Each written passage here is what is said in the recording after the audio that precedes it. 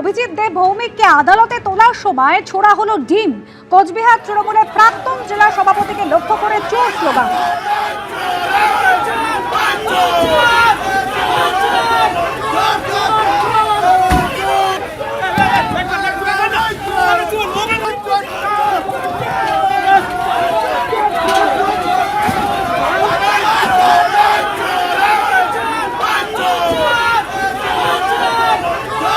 কোচবিহার মহকুমা আদালত চত্বরের ছবি, একেবারে হেলমেট পরিয়ে নিয়ে আসা হয় কোচবিহার তৃণমূলের প্রাক্তন জেলা সভাপতিকে এবং তাকে লক্ষ্য করে চোর স্লোগান ওঠে।